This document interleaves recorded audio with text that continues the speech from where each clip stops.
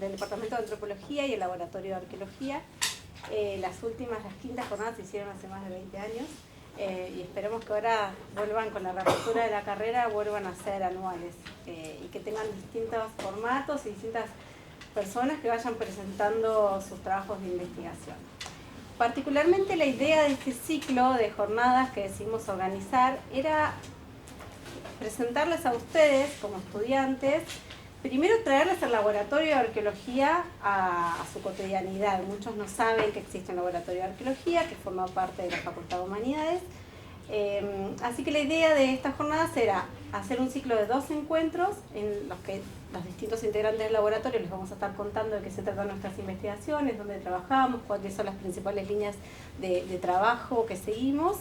Y luego un tercer encuentro que lo vamos a ir dividiendo por turnos para que ustedes conozcan el laboratorio de arqueología que está en el anexo de la universidad, que es en Juan B. Justo 2550. Lugar donde muchos de ustedes después del tercer año van a hacer seguramente sus prácticas de laboratorio. Así que bueno, esperemos que reciban con gusto la propuesta que tenemos. Hoy van a exponer 3 de los integrantes de nuestro laboratorio. En primer lugar, Diana Masanti, que es quien generó el grupo de investigación y el laboratorio de arqueología, ya hace bastante tiempo atrás, que seguramente algo vas a comentar. Luego Federico Bonat, que es otro de los investigadores miembros del laboratorio, y Carlos Quintana, otro de los integrantes miembros del laboratorio, y cada uno de ellos van a tener unos 20 minutos, media hora de exposición. Luego vamos a hacer un espacio breve de preguntas, que si vemos que si se extienden mucho lo vamos a llevar hacia el final, así que lo vamos a ir organizando en la marcha. ¿Sí? Bueno, muchas gracias por estar, y ahí están circulando unas hojas de firma, si aquellos que llegaron a último momento, si se quieren anotar. Diana. Bueno, buenas tardes. Gracias por estar, para conocer y meterse en el mundo de la arqueología, de la práctica arqueológica, de la teoría arqueológica, de todo lo que están aprendiendo en las distintas materias.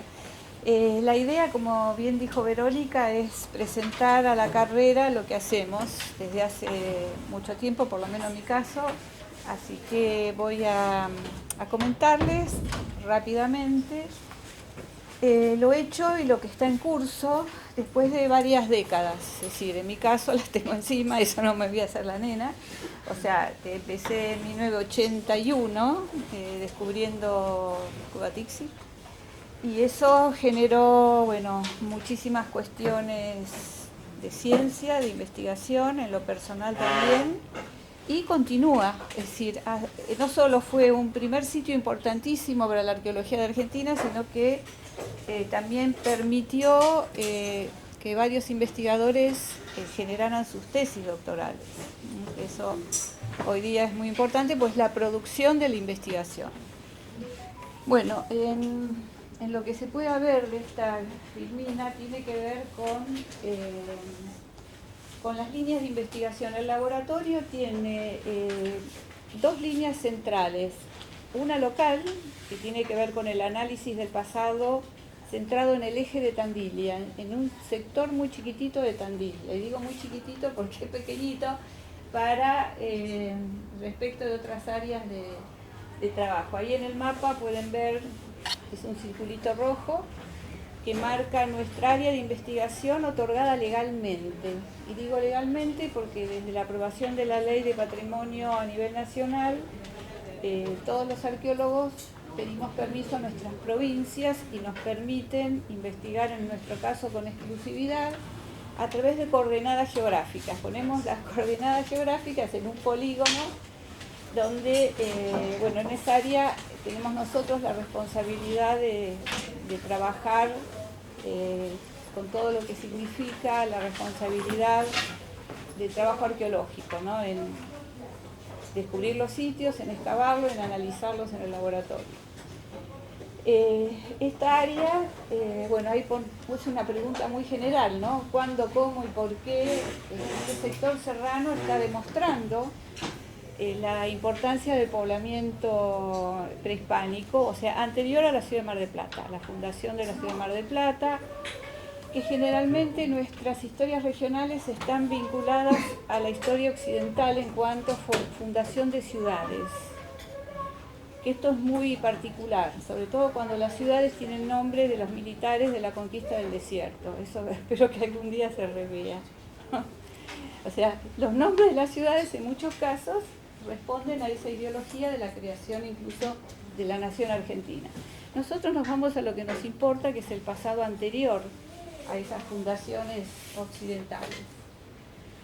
El ambiente obviamente fue propicio. Tenemos costa, sierra y llanuras, una riqueza fantástica a nivel de recursos naturales que fue explotado y vinculado a lo largo de los 12.000 años por los distintos pueblos y sociedades que habitaron esta área. Estaban siempre de paso, pero sabían los lugares y volvían durante 12.000 años. Nos tocó descubrir, fue como abrir un gran baúl donde encontramos una historia oculta o sin importancia a nivel regional. Al punto de hoy que todavía se habla del inicio de la civilización a partir de la reducción del Pilar. Esto espero que también se revea prontamente y sobre todo a partir de la reducción del Pilar. Y sobre todo a partir del video que ayer circuló, este video espantoso, humillante, y no quiero decir más calificaciones porque me salta el filtro. Pero, es decir, nos ocupamos de una historia de larga duración, de larguísima duración, que prueba además la existencia humana antes de este modelo occidental que nos enseñan. Así que eso es un marco de arranque para nosotros. Dentro de la línea regional hay unas sublíneas de investigación que tienen que ver con estos grandes momentos del poblamiento.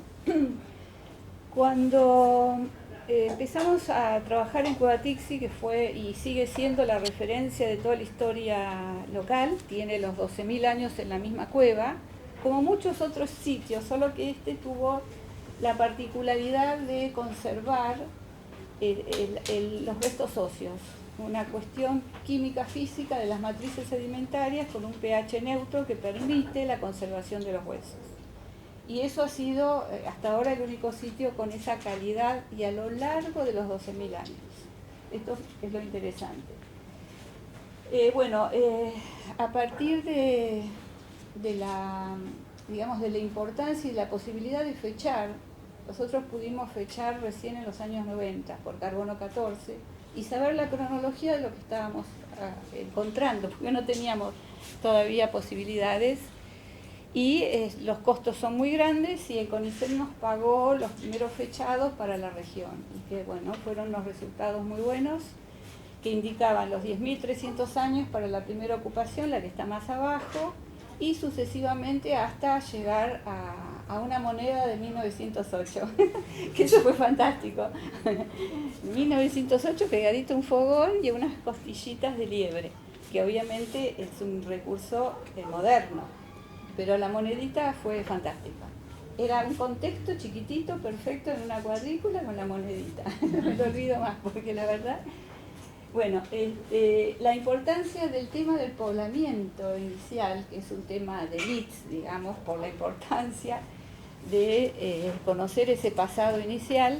En esta zona tenemos actualmente 11 sitios, 11 ocupaciones humanas en 11 sitios, en reparos rocosos, que muestran la intensidad de la ocupación en el momento en que se estaba poblando la región pampeana.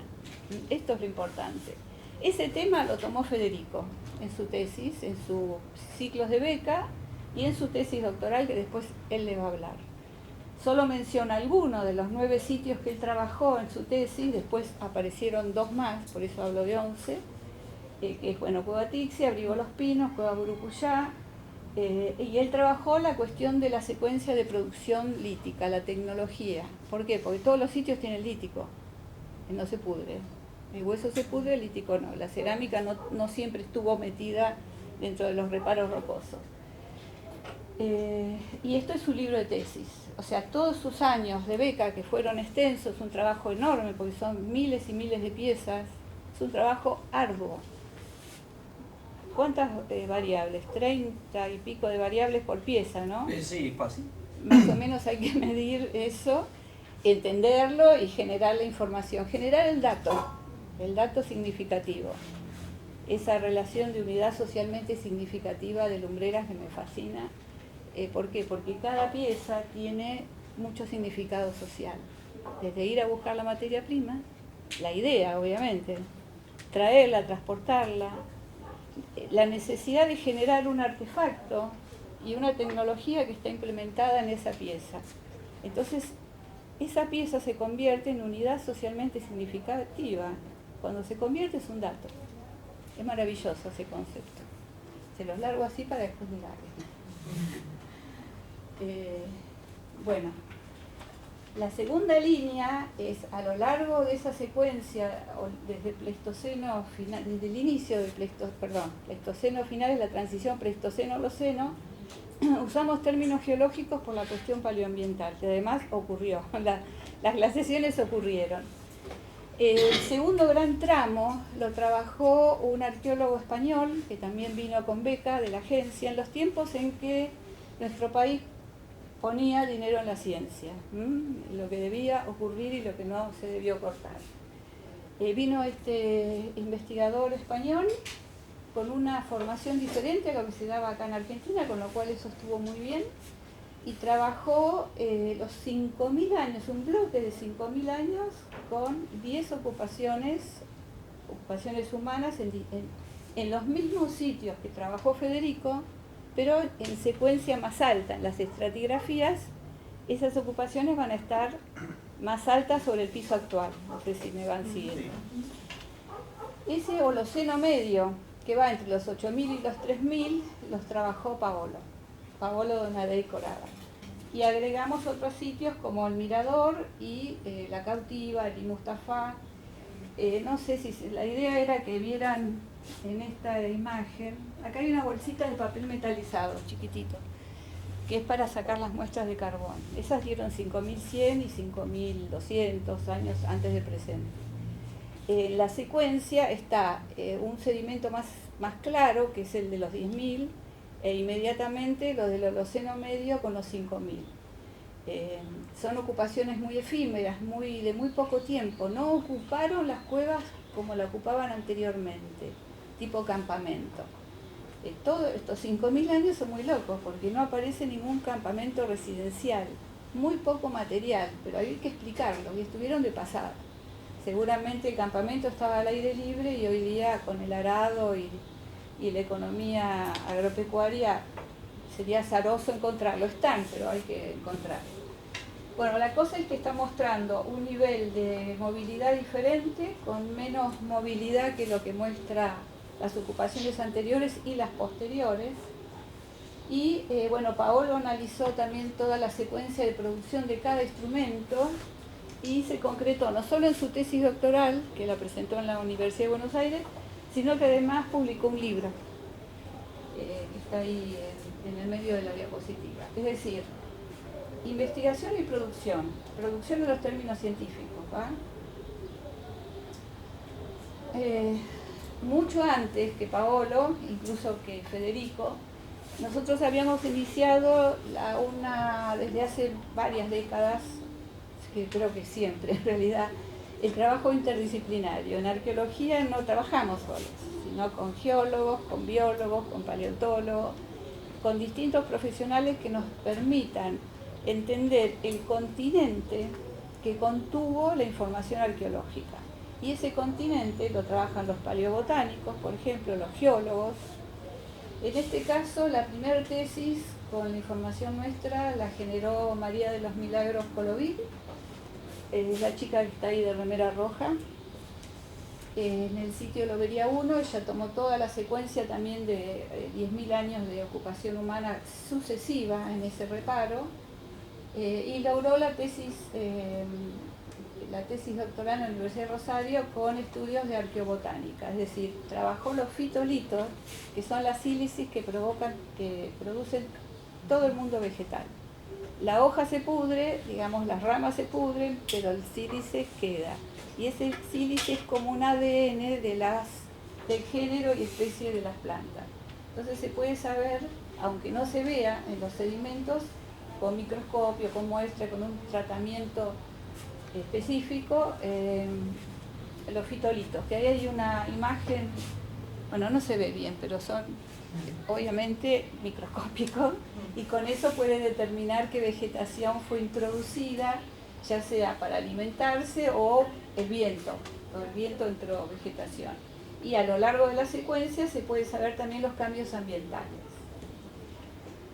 Después, otra tesis ya más cercana, en el 2019, una bióloga trabajó todos los restitos óseos, los restos de fauna de aves.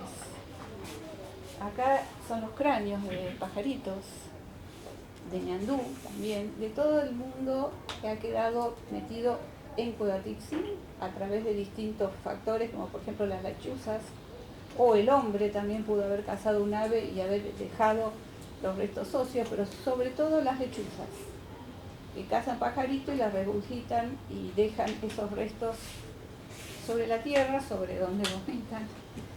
Y nosotros pudimos encontrar camadas de esos restos donde tanto microroedores como aves estaban presentes.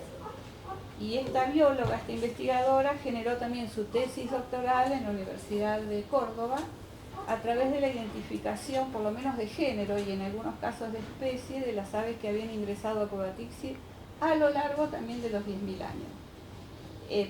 Pongo dos ejemplos: el tordo, o sea, aparecen restos identificados por tordo y hay 77 identificaciones. Y también el cardenal amarillo, que está en extinción. Si aparecen, porque es como un muestreo también al azar, es que debió haber mucho más cardenales amarillos en esa época y en la secuencia de lo que hay ahora.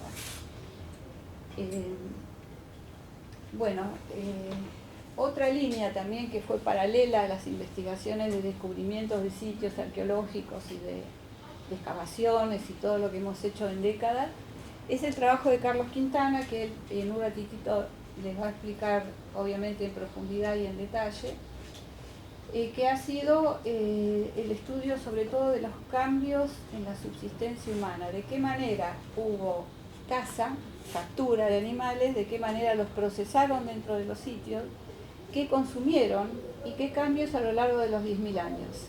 Esos modelos de subsistencia han sido sumamente considerados por el campo, digamos, científico, porque nuevamente Codatixí ha podido demostrar esos cambios en la secuencia con las diferencias obvias, como por ejemplo la alimentación con Eutatus, que es un animal que se extinguió, pero que hubo ingreso de ese animal en Codatixí, y consumo, porque además están quemados, tenemos los restos quemados.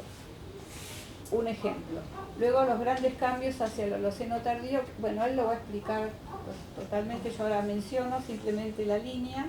También la identificación de una nueva especie de cuis que no se conocía, un cuis más grande, que obviamente brindaba proteína animal en cantidad.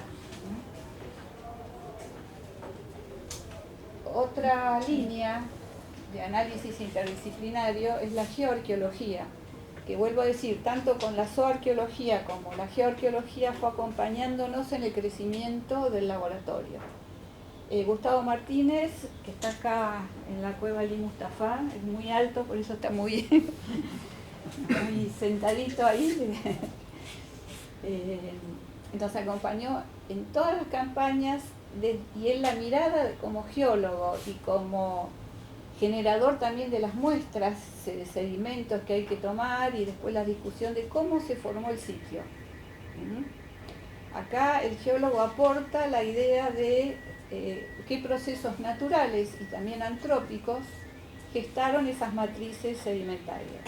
Detrás de esos muestreos hay estudios de suelo, de análisis de suelo importante, que tiene que ver con la granulometría, con el pH, con la materia orgánica de los suelos y los cambios que también se dan a lo largo de los 10.000 años. Estos sitios que les estoy mostrando, lo bueno es eso que nos permite la comparación a lo largo del tiempo. Eso es fantástico. Hay un perfil estratigráfico de lobería que no se ve, pero bueno, lo importante era la diferencia de las capas que quería mostrarles y también un sector perturbado por cuevas que se han rellenado, esas cuevas las generaron los almadillos, un peludo por ejemplo, y cómo al remover está llena de otro tipo de tierra que se observa que está removido, porque está todo mezclado. Entonces nosotros en las excavaciones tenemos que separar ese universo del resto, si no estamos mezclando, sobre todo cronologías. Es complejo la tarea de excavación, no es ir a buscar el objeto en sí o meter pala. La pala no la usamos, es extraordinario que usemos pala para cierto tipo de yacimiento, pero no para excavar las ocupaciones humanas. Bueno, esto es Ali Mustafa. Yo no sé si llegan a divisar las diferentes capas. Están identificadas, sí, no se ve nada, identificadas con unos alfilercitos de colores. En este caso se determinó, no sé si ven estos clastos, son chatos, son como lajas finitas del techo de la cueva. Se desprendió y tapó una estructura de huesos. Fue llamativo en la excavación. En otro momento quien busca la pieza tira, dice piedra, la tiro así, por detrás. No. Nosotros dejamos todo en el lugar y tratamos de entender los hechos naturales y culturales que están ahí. Es como una radiografía de las cuadrículas. Y en realidad esa ocupación es de los 4.800 años, cuando hay un evento muy frío a nivel global también, y generó aridez y con temperaturas más bajas, y el descascaramiento de los techos de muchas cuevas, no de todas, pero muchas. En Chixi se dio, en otras también lo hemos visto.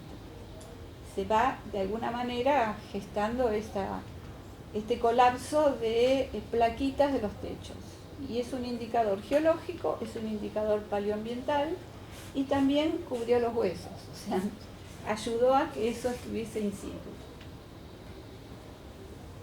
Bueno, después pasamos al periodo del Holoceno tardío, que acá en esta región lo tenemos muy bien representado en los últimos 1000 años. No recuerdo un sitio de 2000 años, no tenemos. De pronto es seguramente ausencia de fechados, por ausencia de financiamiento. No sabemos. Por ahora la tendencia es 1000 años. Tenemos fechados de los 900, de los 1000 hasta 600 y 500 antes del presente.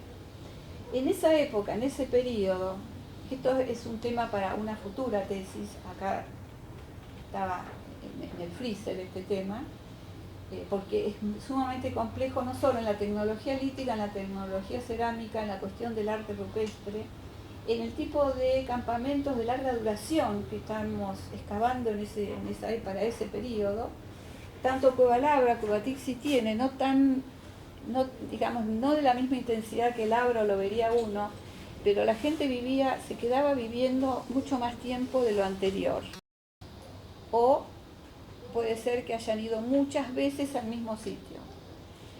Determinar esos datos tan finos no podemos en arqueología, por lo menos en estos tiempos.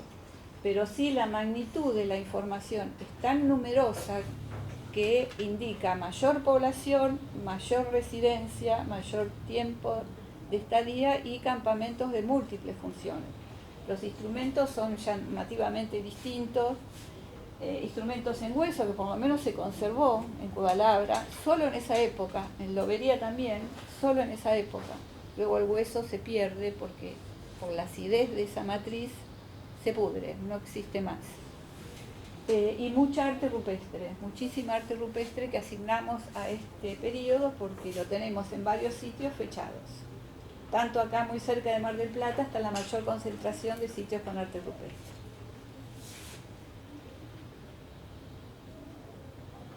Bueno, después nos vamos estoy haciendo un raconto de las líneas de investigación a nivel cronológico también.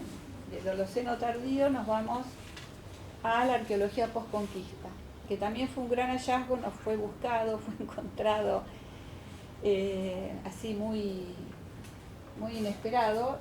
La localidad arqueológica Malia, que incluye 5 sitios, es un cerrito arbolado.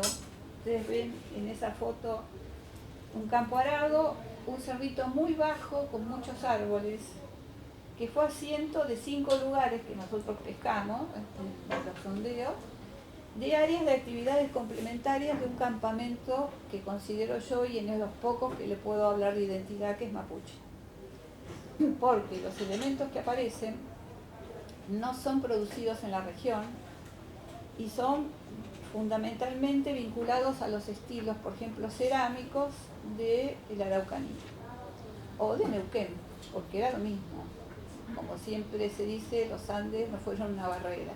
Y está marcando cómo era la vida social, económica y política en los tiempos de interacciones con la sociedad criolla, en este caso colonial, donde las relaciones eran de fricción interétnica, ¿no?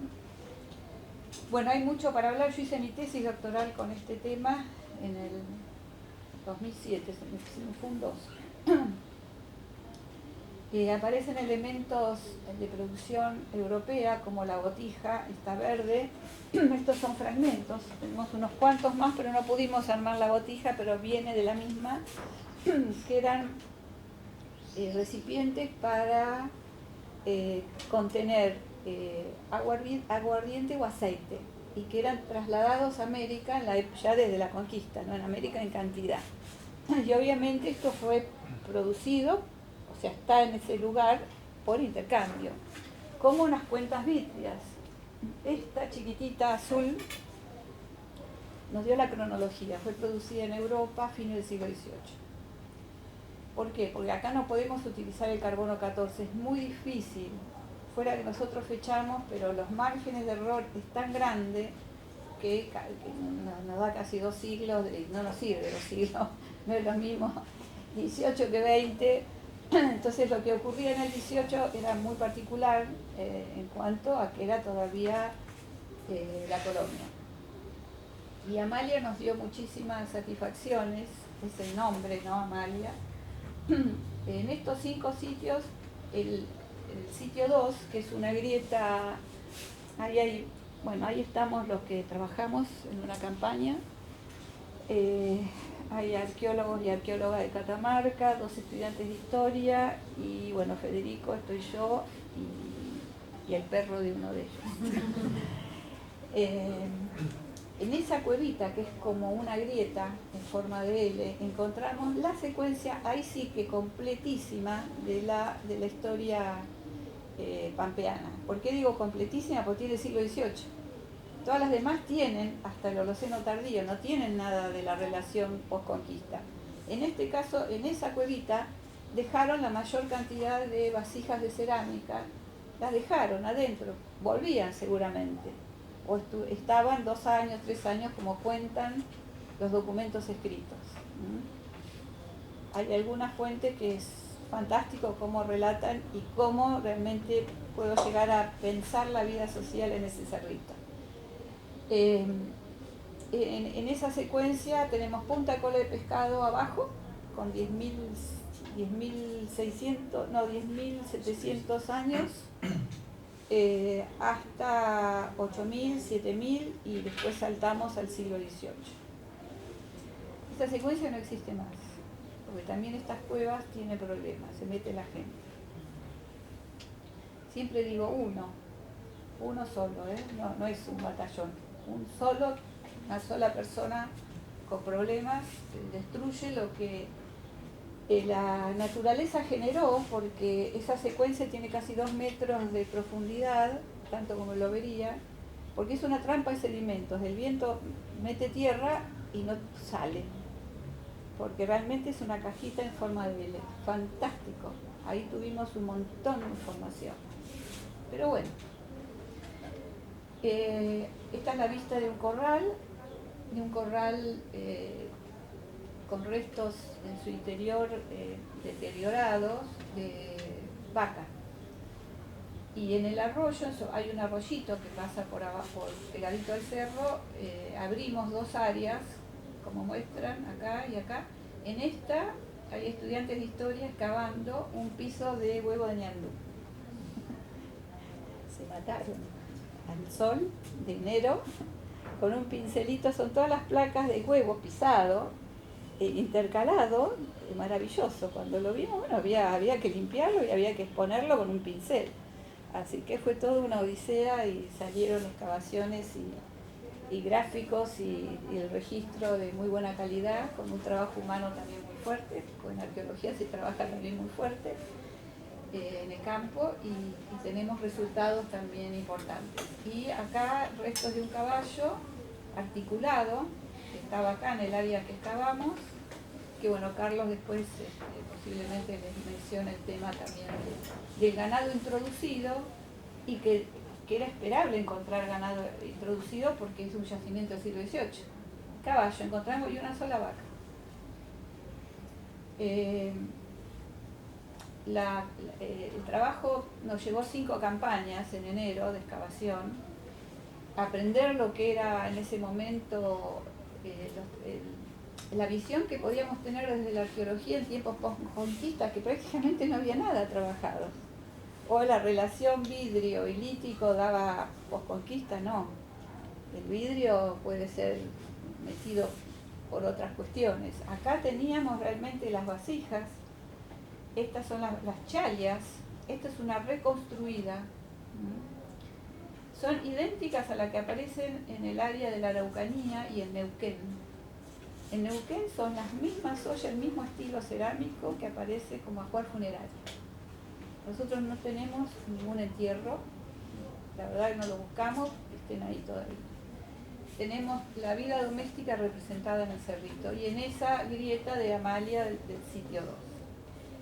Entonces nos configura un mapa interesante. Acá estaría Amalia, acá el yacimiento de otra colega de Mónica Verón, acá los de Adam Hayduk y de la Araucanía, con el mismo tipo de cerámica como un indicador temporal y también de la presencia de la mujer, porque estas cerámicas tenían asas, que no se ve acá muy bien, con 2 mamelones.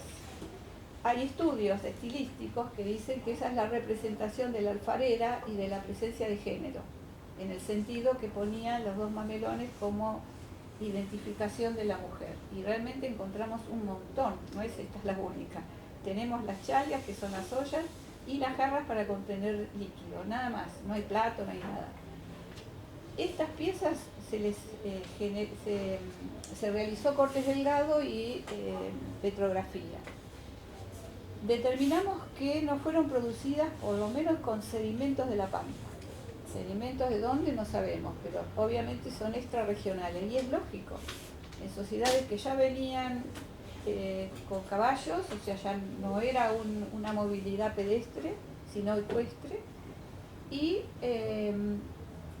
la presencia tan al oriente de lo que es el área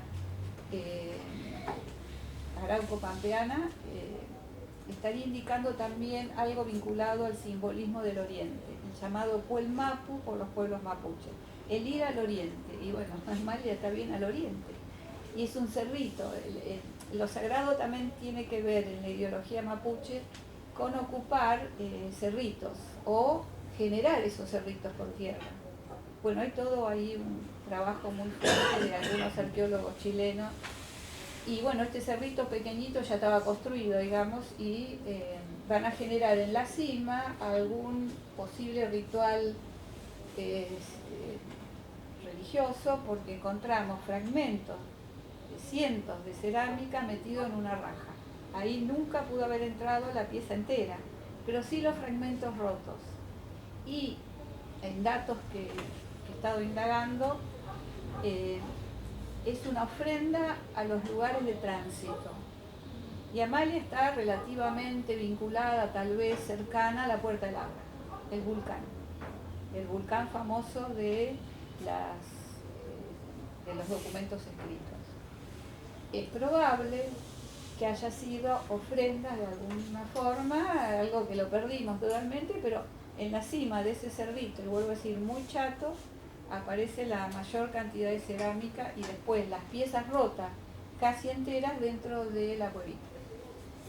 Entonces pensamos que el cerrito de la localidad Amalia tuvo valor sagrado por su cercanía al océano del Atlántico, porque esto hay que verlo casi geopolíticamente, no es nada más que un sitio, qué es lo que pasaba a nivel geográfico en una gran área social, porque era un área social. Porque era una forma de dominar el punto cardinal más lejano de la cordillera surandina. Hay relatos de viajes de jóvenes del pueblo mapuche que su travesía de vida era irse al oriente. La movilidad es una característica de los humanos. Es decir, es altamente probable que haya habido muchos circuitos de movilidad donde se movían obviamente ideas, bienes y personas. Algunos volvían, otros se quedaban, pero esa era la lógica y la dinámica de la época. Bueno, y esta imagen cuando la vi, es tapa de mi tesis también, me hizo acordar totalmente a la ribera del arroyo que sería el sitio 4 de Amalia, donde excavamos los huevos ñandú y todo. O sea, era un lugar de picnic. Nosotros diríamos picnic en la ribera de un arroyo. Y la verdad que pienso que fue así, que ese yacimiento fue así. Las fuentes escritas hablan de que venían a cuidar los caballos y se quedaban y se instalaban hasta 2 años para luego hacer nuevamente la ruta hacia el oeste y vender los caballos. Y además hay muchos otros corrales en la zona que también detectamos que sí eran de caballos, porque las paredes son altísimas. Es decir, es una imagen, esta es chilena esta imagen, pero creo que no cambiaría mucho de lo que ocurrió en la vera del arroyo de Amalia. Por último, a nivel cronológico, hace poquitos años, acá Federico y Paolo descubren un sitio que lo llamamos Barranca de los Toros, que tiene una continuidad espacial a lo largo de toda la barranca del arroyo, de presencia de restos óseos de ganado. No sé si lo llegan a ver bien. Acá está Paolo mostrando uno de los huesos. Fíjense que hay más de 1 metro de profundidad. Y una línea de grava, esto es geológico, posiblemente relacionada al arroyo, que es muy angosto y muy profundo, y que está indicando una gran mortalidad de ganado. Acá hay 2 cabezas juntas, una cadera y mucho más. Tenemos 2 o 3 cabezas en el laboratorio y nos ocupa el 25% del laboratorio. No quisimos abrir porque va a aparecer el ganado completo. ¿Qué haríamos en ese caso? ¿En nuestras casas el resto del esqueleto? Es una gran pregunta. Antes de excavar, y algún día se excavará, porque esto hay que abrirlo en área para ver el estado del esqueleto, si ese esqueleto está arrastrado por el curso del agua o tal vez fue una matanza indígena de ganado. No lo sabemos. Sospechamos más que pudo haber sido la gran seca de la llamada la pequeña edad de hielo, que hubo un descenso enorme de la temperatura y falta de agua, una aridez enorme, con lo cual también las fuentes históricas mencionan la muerte del ganado en cantidad, que se acercaban a los arroyos y morían porque no había agua. Y eso duró hasta las primeras décadas del siglo XIX. Todavía no podemos saber si esta enormidad de animales muertos que se observan en la barranca, imagínense al abrir, porque no es que se murieron en la punta, en el perfil de la barranca. Acá hay que hacer algún día una investigación muy grande, abrir muchísimo con topadora, con lo que sea, y analizar también que sospechamos que sea el ganado colonial. Es decir, hay que hacer hasta ADN a estos animales, que ya tenemos contacto con un investigador de Estados Unidos que estudia el ADN del ganado colonial. Podría estar vinculado. Pero todo está parado porque obviamente las condiciones en las cuales vivimos actualmente en el sistema científico no nos da pero para cargar nafta e ir a volcarse. Bueno, y algo que quiero ir finalizando, digamos, está vinculado a la práctica de las mujeres y de la arqueología. Maternar en las prácticas. acá fotos de mi hija, que desde chiquitita nos acompaña en todas las campañas, y acá con Bonat se ocupaba de hacer las bolsitas para carbono 14, también de sacarnos fotos a todos, que era muy gracioso, en sus distintos periodos de edad. Pero ¿qué quiero decir? Se puede ser arqueóloga perfectamente y tener hijos, que no hay problema. Se los llevo a la campaña y además aprenden muchísimo. Acá mi hija leyendo una revistita y todas las mañanas jugando con un lagarto vero que aparecía a la mañana y tomaba sol el bicho acá en esa pendiente de la roca, y ella lo esperaba, y un vínculo con el lagarto vero hermoso. Así que no sea una traba la disciplina para las mujeres, porque además somos más mujeres que hombres en la arqueología, tanto argentina como mundial, ¿no? Somos más piolas. Bueno, acá estamos bueno, la última es para finalizar con Federico en el sitio que él descubre, Alero Grande. Y algo también gracioso que nos pasa a los dos, esta foto tiene las remeras que usamos siempre. Que cuando nos dimos cuenta, no sé, yo tengo esta remera de hace más de 10 años, pero es muy cómoda. Entonces aparezco con la misma remera en muchos sitios. Y él también nos pasó lo mismo, la misma remera en muchos sitios. Y una vez juntamos esas fotos. Bueno, sus cuerpos no cambiaron. No, sí, a mí ya me está quedando, digamos, media chica, pero la uso igual. Bueno, pongo lo expresado, son aportes a la construcción de una historia regional crítica a partir de la praxis de una arqueología basada en la materialidad de los hechos sociales del pasado. Estos hechos sociales ocurrieron. Que no me vengan con la posverdad y todo eso, de que no. La materialidad es la materialidad. Las vasijas mapuches están. Las colas de pescado, las puntas cola de pescado están. Los yacimientos están y la vida social ocurrió. Y no eran salvajes ni bárbaros, era gente que justamente nos antecedió y que la tenían muy clara para vivir en la naturaleza. Naturaleza en general, en buscarse los recursos de la naturaleza. Nosotros vamos al supermercado, nosotros seremos absolutamente inútiles si nos ponen al aire libre y queremos desayunar. Y va estas palabras para pensar sobre todo en lo que ocurrió ayer desde el Estado, que me parece miserable, porque están obviando o despreciando la historia social previa a la llegada de los europeos, que ha pasado múltiples fenómenos complejos, y muchos más nos va a pasar ahora. O sea, la colonia empezó y nosotros empezamos otro periodo, lamentablemente, de colonia a partir de lo que se firmó. Bueno, dejo acá.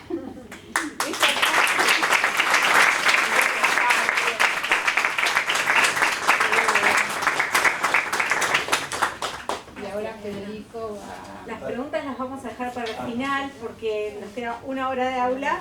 Los investigadores están totalmente enlazados con lo que Diana estuvo hablando. Bueno, yo voy a hablar un poquito de la parte de tecnología lítica. No lo voy a hacer muy extenso ni tampoco muy detallado, porque la idea no es aburrirlo con datos y cosas, sino la idea es que entiendan qué es la tecnología lítica y para qué la estudiamos, qué podemos saber a partir del estudio de la tecnología lítica dentro de esta secuencia cronológica que recién repasó Diana. Y voy a ejemplificar un par de cositas con lo que fue mi trabajo puntual, que es el que más conozco para la región, ¿no? Bien, la tecnología, justo me sale mi cartel ahí, la tecnología lítica va a ser el estudio de todas las herramientas hechas en piedra, hechas en roca, de manera muy vulgar como se la conoce. Y lo que nos interesa a nosotros conocer a partir de estudiar cómo fueron hechos todos estos instrumentos en roca, nos interesa reconstruir las cadenas operativas o la secuencia de producción. Este grafiquito, que creo que se ve bastante bien, de forma muy sencilla va a atravesar todas estas etapas que tienen que ver ¿Cómo nosotros vamos a buscar, cómo nosotros, los grupos en el pasado, iban a buscar la roca en el paisaje, dónde la buscaban, en qué lugar del paisaje la buscaban, cómo la preparaban para llevársela, cómo tallaban los instrumentos en piedra, cómo hacían cuchillos, cómo hacían radera, cómo hacían puntas, cómo los utilizaban, y después, una vez que ya lo utilizaban, hay una etapa intermedia en la que uno lo puede, que se le llama el reciclaje, como si uno agarra un cuchillo y lo vuelve a afilar el cuchillo a su casa para seguir dándole vida hasta que llega un momento que lo tiene que tirar porque no sirve más. Entonces, bueno, cómo se descartan, y esta última imagen un poco simpática es cómo lo encontramos nosotros y lo empezamos a estudiar. Entonces, básicamente uno va a estudiar la tecnología lítica para intentar comprender cómo fue todo este sistema social en el pasado, ¿sí? No solo una pieza, una punta de proyectil hermosa en un museo, sino todas las etapas que están atrás de la confección o de la manufactura de ese instrumento, ¿sí?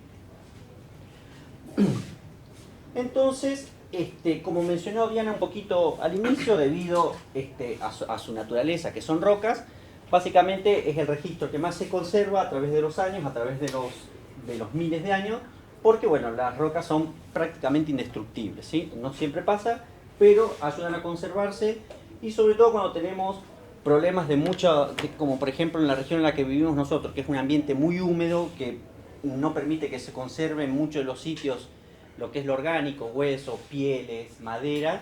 Bueno, la roca siempre se va a conservar, y entonces en algunos casos va a ser la única vía de inicio, la única vía de ingreso que tenemos para estudiar un sitio en el pasado o un grupo social en el pasado, ¿sí? Esto básicamente gracias a que son rocas. ¿Qué es el análisis lítico o cómo se hace el análisis lítico? Nosotros, una vez que estamos empezando, la primera etapa va a ser el trabajo de campo. Esto es por ejemplo uno de los sitios como mostró Diana. Una vez que se hace toda la excavación arqueológica, por ahí la foto no se ve bien, pero cada una de las flechitas van a ser estos artefactos líticos que se recuperaron en el sitio. Entonces, en el trabajo de campo los mapeamos bien. Ustedes vieron, los que ya cursaron también vieron el contexto, la importancia del contexto en arqueología. Entonces tratamos de relevar la mayor cantidad de los datos para poder llevarnos esas colecciones al laboratorio. Es la primera etapa en todo trabajo de campo de análisis lítico. Y después pasamos a la etapa que es el trabajo de laboratorio. Básicamente, como dijo Diana, por ahí son miles de piezas y es un trabajo, generalmente es un trabajo, no sé si tedioso, pero que es un trabajo por ahí lento y que lleva por ahí ser bastante sistemático a la hora de trabajarlo, como muchas otras disciplinas.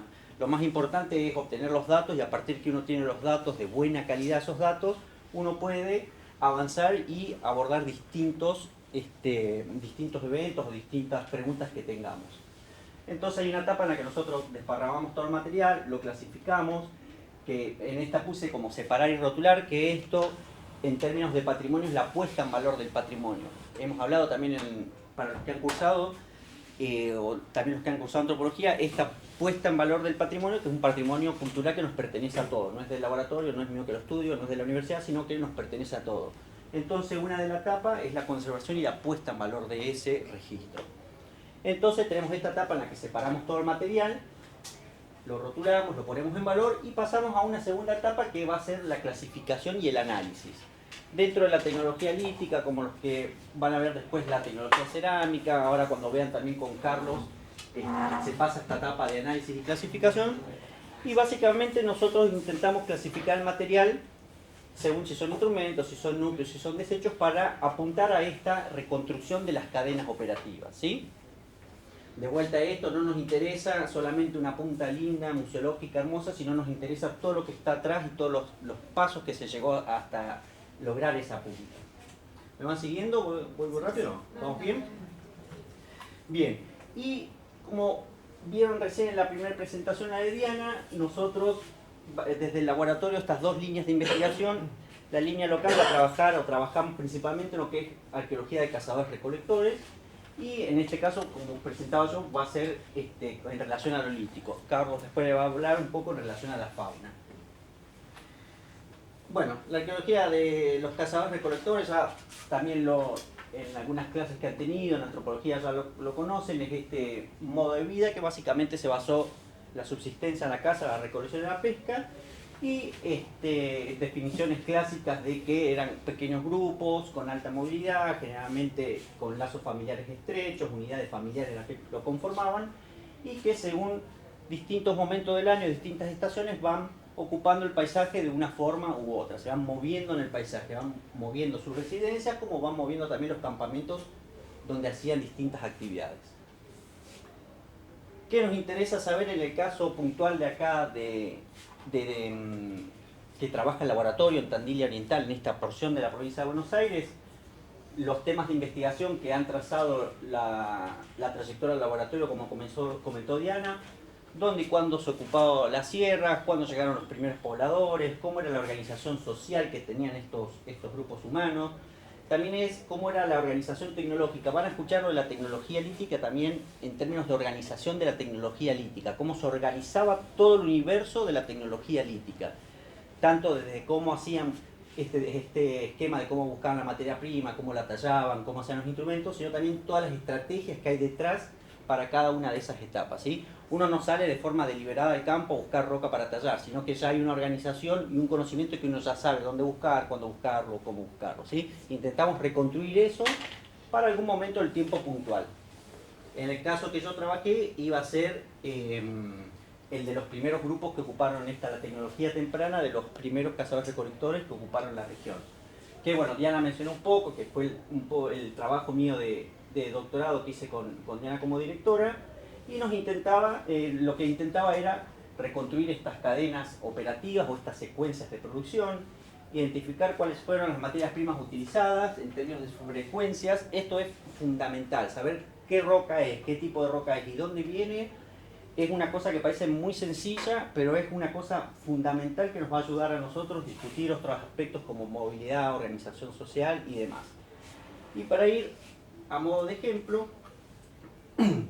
los sitios que trabajamos, que mencionó un poco Diana, de la parte temprana son 11 sitios que se han identificado hasta la actualidad desde el Laboratorio de Arqueología, ubicados todos principalmente en los macizos serranos, que los proyectos del laboratorio apuntan a el uso del paisaje serrano, distribuidos en distintos lugares cerca de la ciudad de Balcarce. Como mencionó Diana, muchos de los sitios son aleros, cuevas, abrigos rocosos, donde algunos fueron utilizados para hacer muchas actividades, que se los denomina como campamentos bases residenciales, y otros fueron utilizados durante pequeños periodos del tiempo para hacer actividades particulares, para procesar animales, para procesar vegetales, algún paradero para parar una noche y después seguir viaje. Van teniendo distintas funciones que nosotros, a través de la evidencia arqueológica y en el caso puntual que estamos viendo ahora a través del registro lítico, tratamos de poder identificar qué etapa de este comportamiento quedó manifestada en uno de estos sitios, ¿sí? Yo les decía que uno de los aspectos importantes era esta primera etapa de la secuencia de producción, desde dónde se obtiene la materia prima y cómo se la empieza a trabajar. Yo voy a un lugar a buscar roca y no me traigo un bloque de roca grande, depende de la distancia que recorro, a dónde la tengo que llevar, la preparo y me lo llevo. Preparo pequeños fragmentos de roca para después en un sitio terminar de tallarlo y hacer un instrumento, ¿sí? En los sitios tempranos de Tandil Oriental, para este periodo de fines del Pleistoceno, inicios del Holoceno, esta transición, como pueden ver, bueno, Diana mencionó que se trabajaron algunos miles de piezas y se trató de identificar todas las materias primas que habían. Lo importante de identificar las materias primas es que no todas vienen de los mismos lugares, sino que vienen de lugares distintos. Entonces ahí es donde está por ahí la parte fina, lo más rico del trabajo. Lo más que se encuentra son rocas propias de la sierra, no le vamos a pasar mucha importancia, pero sí la idea de tratar de identificar lo más fino posible de la materia prima, y siempre obviamente vamos a tener un grupo de materias que nunca vamos indeterminadas, nunca vamos a poder saber qué son y que permite después el día de mañana tratar de afinar eso. Perdón. Sí, Pi.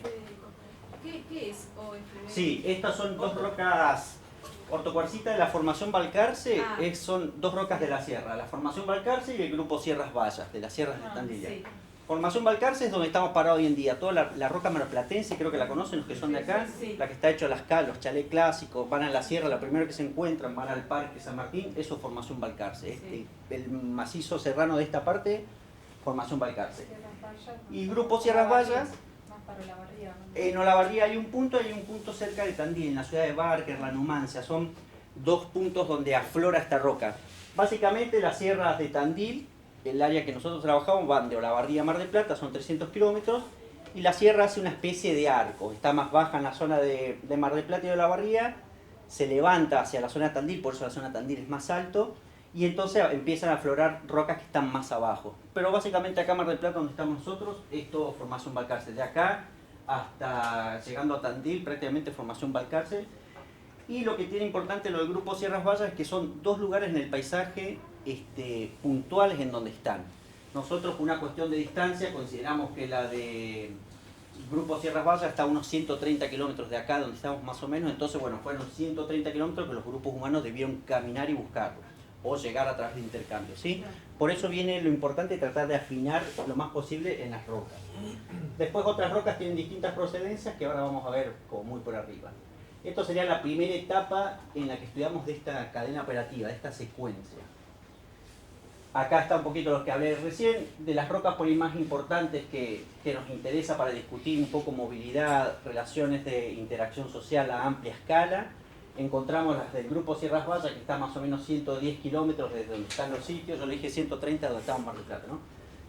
Esta roca viajó por lo menos 110 kilómetros hacia la zona donde están los sitios. Hay otras rocas que vienen de los rodados costeros, que viajaron según donde estaba la línea de costa en su momento. Pudieron andar de 60 a 100 kilómetros, pero empiezan a aparecer un par de rocas más interesantes, o un grupo de rocas, que algunas están ubicadas en el sistema serrano de Ventaña, que son unos 400 kilómetros, y algunas otras más interesantes que vienen desde el sur de Uruguay o el sur de Entre Ríos. Entonces, bueno, son 500 kilómetros de distancia que esa roca viajó hacia los sitios que estudiamos nosotros desde el laboratorio. Todos en tecnología lítica, sean en Patagonia, sean en el norte argentino, sean en la región pampeana, básicamente se estudia de esta forma, ¿no? La obtención de las materias primas es uno de los aspectos fundamentales, más importantes. Después viene la parte, una vez que ya identificamos la materia prima, tratamos de reconstruir cómo tallaban los instrumentos, qué tipos de instrumentos hacían, cuáles eran las técnicas de talla que implementaban. Hay una serie de terminología, percusión directa, indirecta, bifacial, no vamos a entrar en esos detalles, pero nos interesa reconstruir cómo se inició ese proceso de talla y cuáles eran los instrumentos que tenían. En muchos casos se hacen núcleos, como yo le comentaba, voy a la cantera y me traigo un núcleo, una forma, un pedazo de roca poliedro sin forma alguna, y a partir de eso empiezo a sacar lascas y empiezo a hacer distintos tipos de instrumentos. Después nosotros los clasificamos como cuchillos, muescas, raderas, son clasificaciones que uno hace, es necesario clasificar porque es la forma que tenemos de organizar el universo que estudiamos. Y algunos otros instrumentos, por ejemplo las puntas que hemos visto también, estas colas de pescado que eran utilizadas en este momento del tiempo particular.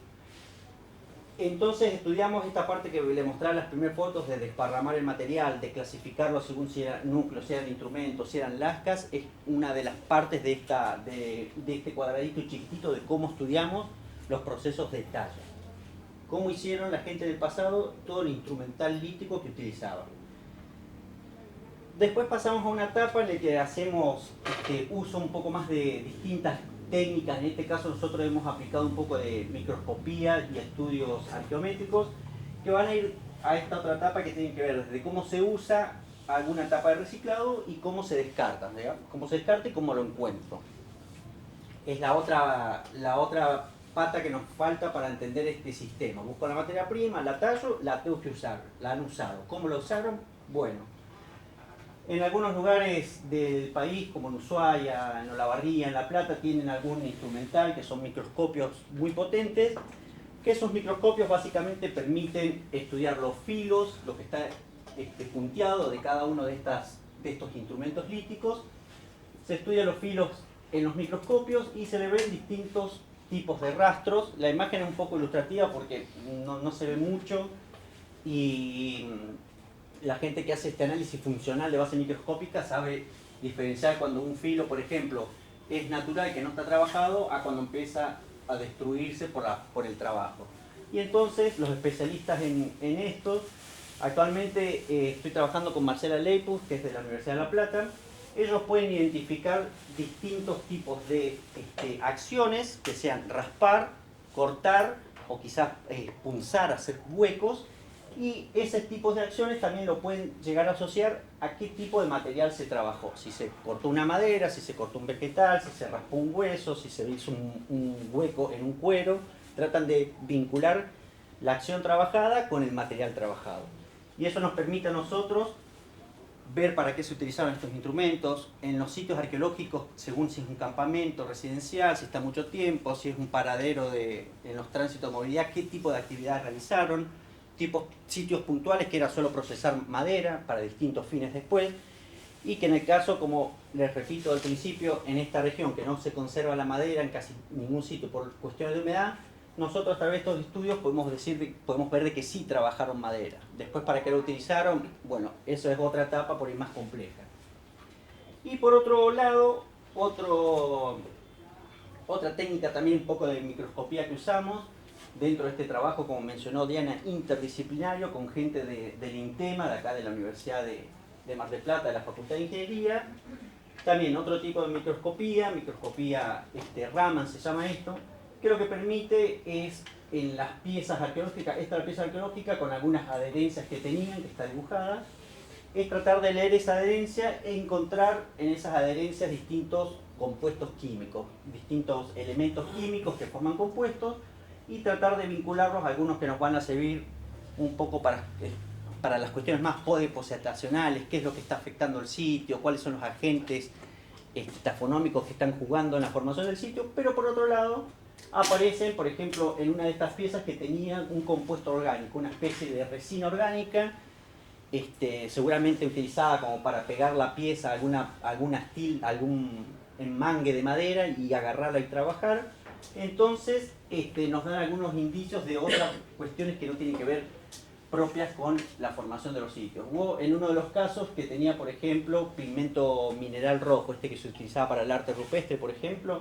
Bueno, algunas piezas los conservaron y que no es propio de esa pieza, sino que ha estado en contacto con este pigmento rojo. Y era eso.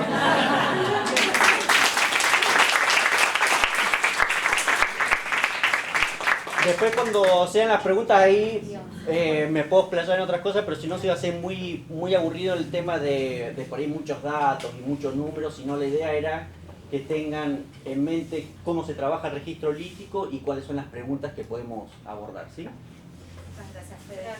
Bueno, vamos con la última.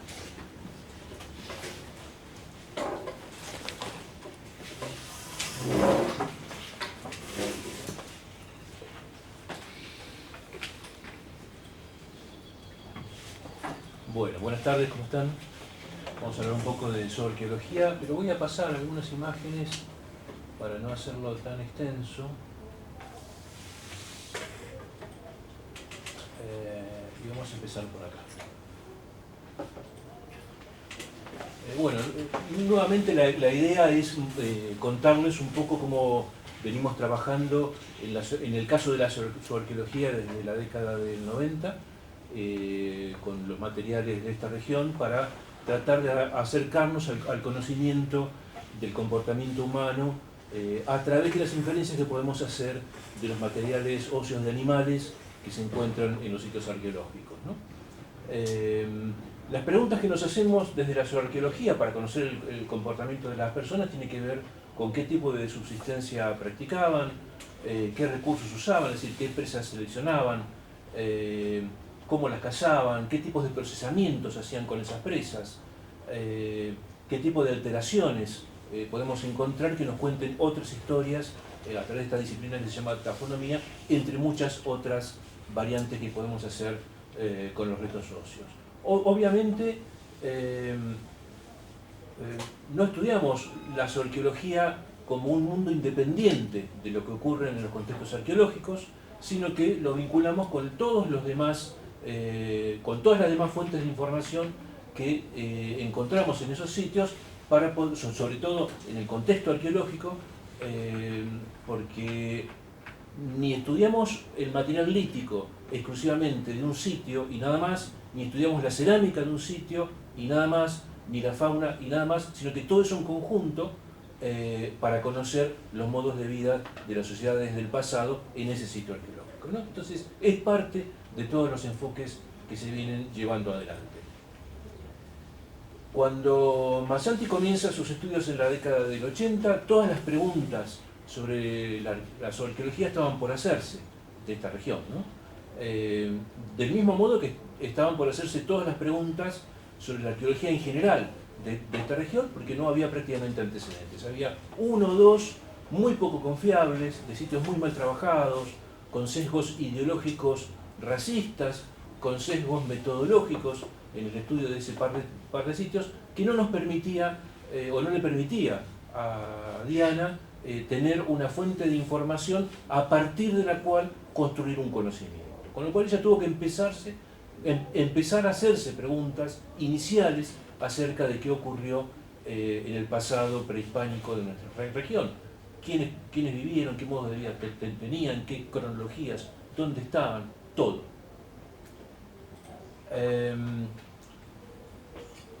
Cuando yo me incorporo al grupo nos empezamos a hacer preguntas vinculadas sobre la zoarqueología. Es decir, nos preguntamos cómo podemos profundizar en todas estas preguntas que ella se venía haciendo acerca de los modos de vida del pasado a través del estudio de los restos óseos de animales, ¿no? Siempre voy a hablar de restos óseos de animales. De este modo que tuvimos que empezar de cero. Afortunadamente, el primer sitio excavado, Cuavatixi, con una cantidad gigantesca de restos óseos, distribuidos a través de 12.000 años, que nos permitió, digamos, tener un buen inicio, que fue el modelo para toda la región. Esa información de base, primero tuvimos que saber qué especies había, identificar cada uno de los más de 100.000 restos óseos que excavamos, cómo se distribuían esas especies en la cronología, estaban ahí de forma natural o fueron llevados por los que habitaron el sitio. Porque no todo lo que se encuentra en el sitio, particularmente de fauna y de flora, tiene que ver con la actividad humana. Hecha esta primera gran discriminación que nos llevó muchos años por el volumen de información, y además comenzábamos a trabajar en otros sitios que nos daban también información de zoarqueología, nos permitió hacer preguntas de primer nivel, ¿no? Es decir, de lo que ingresó antrópicamente, que sabemos cuándo se distribuían y qué especies eran. Hubo selección de presas, hubo presas que fueron más elegidas que otras. ¿Qué tipos de procesamiento se efectuaron sobre cada una de esas especies? Esto nos permite hacer alguna inferencia acerca de las estrategias de caza que usaron estas personas, y estamos hablando siempre en distintos momentos de los 12.000 años de historia. Y estas preguntas, este primer nivel de aproximación, ya más informativo, ya más generador de conocimiento, más que de información básica, nos permitió proyectarnos a otro nivel de conceptualización, ¿no? Principalmente para conocer las estrategias de subsistencia vinculadas a la fauna en distintos momentos, y sus cambios o sus permanencias a través del tiempo. Es decir, ¿siempre se vincularon con el ambiente del mismo modo o eso fue cambiando? Es decir, todo este proceso que duró muchos años debe verse como una cascada que influye sobre la siguiente, que a su vez es otra cascada, y así sucesivamente, y vamos generando preguntas cada vez más específicas que nos generan conocimientos más amplios porque afectan a toda la región. En este sentido pudimos construir una secuencia de las estrategias de subsistencia de toda la cronología que hemos podido rescatar en esta zona. Los primeros pobladores del Pleistoceno tardío y el Holoceno temprano pudimos determinar que tenían un modo de vida generalizado en función de los recursos animales. Le estoy dando una síntesis súper recontra apretada, les aviso. Esta subsistencia de tipo generalizado tiene que ver con, nuevamente sintéticamente, con que tomaban del medio más o menos todo lo que tenían en oferta. No todo, pero todo lo que tenían disponible lo incorporaban a la dieta, sin tener una preeminencia sobre algunas especies en función de otras. Hacia el Holoceno medio, en cambio, encontramos un tipo de subsistencia especializada en los animales más grandes disponibles en el paisaje, que también estaban, básicamente toda la composición de fauna de toda esta secuencia de 12.000 años es la misma. Hay cambios, pero básicamente es la misma. Pero en los sitios del Holoceno Medio encontramos que prefirieron cazar los animales más grandes presentes en el paisaje. En este caso, venados y guanacos. A diferencia de lo que ocurre, por ejemplo, en la región interserrana, que ocurre el mismo fenómeno, pero centralizado en el guanaco. Pero el fenómeno es el mismo. Hacia el Holoceno tardío hay un primer gran cambio profundo y significativo que se ve hasta en la excavación, con una mayor diversidad, con un sistema de subsistencia que se llama de intensificación y diversificación. Es un sistema muy complejo que tiene que ver con la incorporación de nuevas especies a la dieta, es decir, nuevas especies que estaban anteriormente en el paisaje pero que no eran explotadas. Procesos de desmembramiento y procesamientos de los cuerpos más profundos.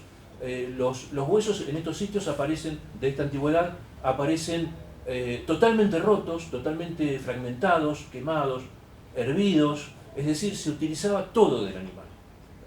Cuero, piel, hueso, la grasa de las epífisis, absolutamente todo.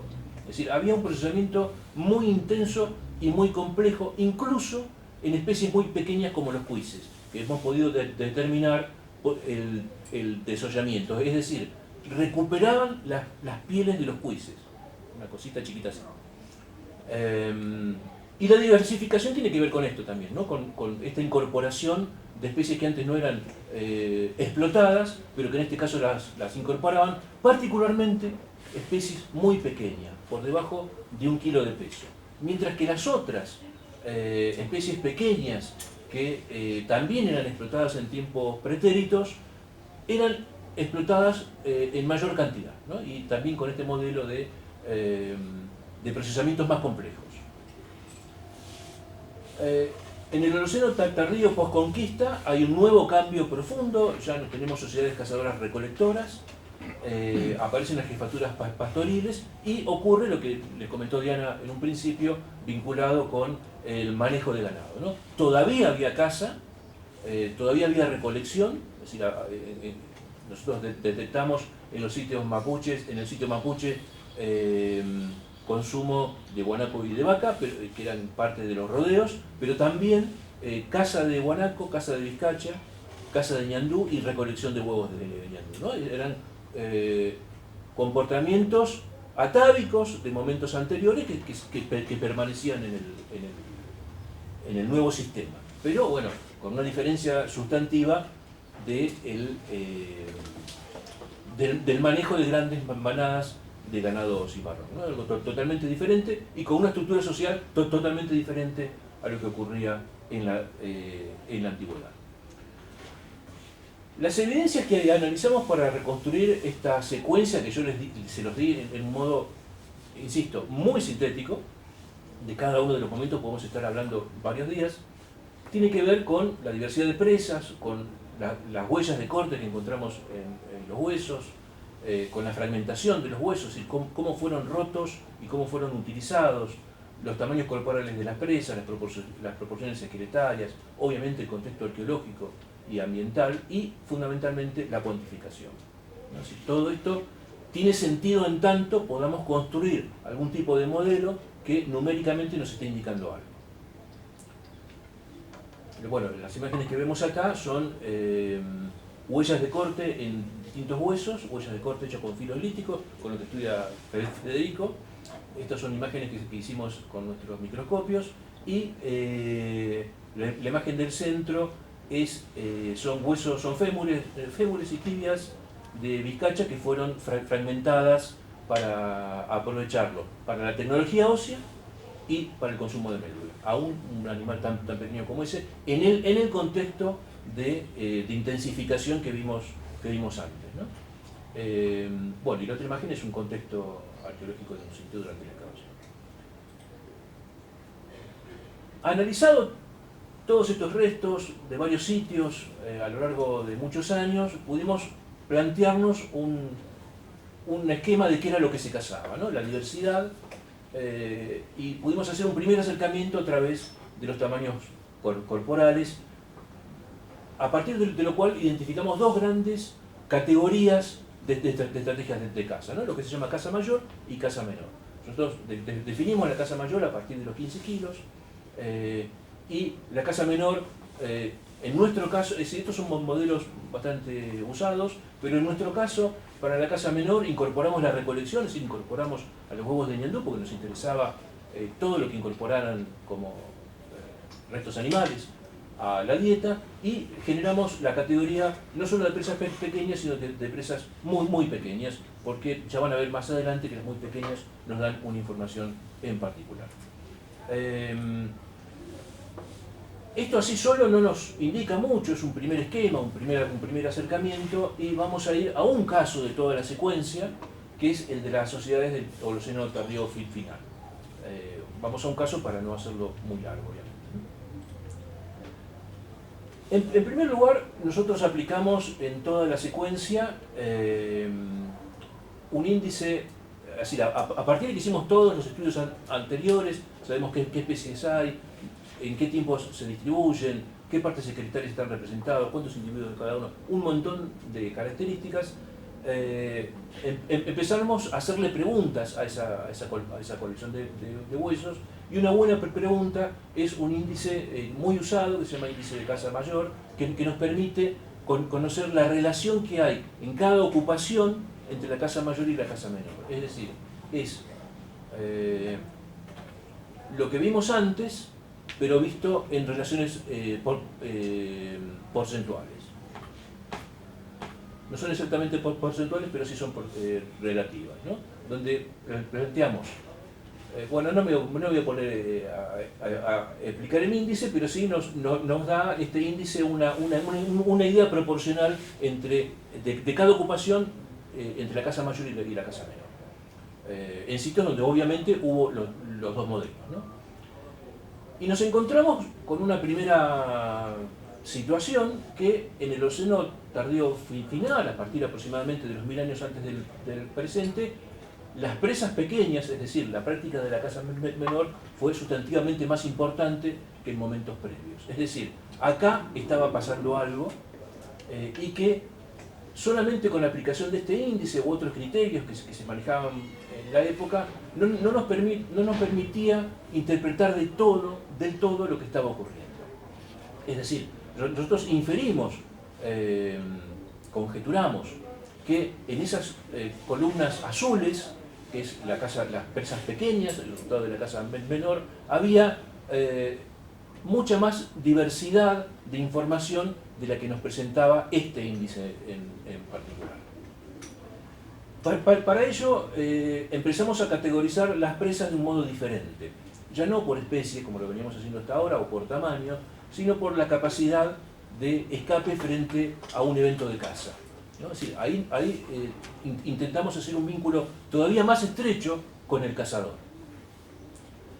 Y las categorizamos en tres categorías: lentas, medias y rápidas, es decir, en función de su habilidad para escapar. Obviamente la más lenta va a ser el huevo de ñandú, que no se puede escapar, o un armadillo, y las más rápidas las aves. Cada una de estas tienen un fundamento, ¿no?, de por qué se hace. Entonces aplicamos este criterio a través de un índice que lo definimos como índice de diversidad de caza menor, solamente sobre las especies pequeñas, obviamente, y nos encontramos con esta diversidad que nosotros entendíamos que con el otro índice que quedaba oculto. Es decir, había una información todavía mucho más rica de la cual podíamos sacar información. Y nuevamente encontramos que en el Holoceno tardío final, a partir de los 1000 aproximadamente, es donde hay mayor variabilidad, y que esa mayor variabilidad tiene que ver con la aparición, es decir, con la aparición de la explotación de especies muy pequeñas y de de la categoría rápida frente a la posibilidad de fuga en el momento de un evento de caza. Es decir, la gente que vivió durante esta época, a diferencia de la anterior, aún siendo el mismo modo de vida, cazador-recolector, generó tecnología, esfuerzos y estrategias para capturar especies pequeñas, es decir, con poco retorno económico y más difíciles de cazar. Así, acá encontramos un cambio sustantivo respecto de momentos anteriores. Y nos ayudó mucho a construir, inventar este índice nuevo, ¿no? que es el que vemos ahí. Después, al que le interesa el índice, lo hablamos más adelante. Lo siguiente que hicimos fue ver, bueno, qué pasa cuando ponemos ambos índices a través de toda la secuencia, incluso incorporando sitios de otras regiones, de otras áreas de la región pampeana, ¿no? A partir del Holoceno tardío encontramos algo bueno que de algún modo era esperado, que en la medida que nos acercamos al Holoceno tardío final, el índice de diversidad de caza menor aumenta, o la caza menor aumenta y la caza mayor disminuye. Era algo de algún modo que ya lo habíamos visto, pero un dato importante es que el punto de conexión, el punto de cambio, el punto de inflexión ocurre alrededor de los 1200 años antes del presente, lo cual era concordante con lo que veníamos trabajando nosotros solo para nuestra área. Acá hay sitios de casi toda la región pampeana. Y cuando nos preguntamos cómo se comporta cada uno de los sitios, no de los sitios, de cada una de las ocupaciones que estudiamos y de otras áreas de la región pampeana, a partir del entrecruzamiento de ambos índices, es decir, el de diversidad de caza menor y el de caza mayor, encontramos una separación sustantiva entre grupos de sitios arqueológicos, separados por una cronología nuevamente de alrededor de 1200 años. En ese momento ocurre ese cambio en las estrategias de subsistencia, ese cambio de tomas de decisiones, cambio en el modo de vida, ¿no? En la parte inferior roja están los sitios con mayor preponderancia de la caza menor, con mayor diversidad de la caza menor, la incorporación de especies pequeñas y un montón de comportamientos diferentes a lo que ocurría con anterioridad.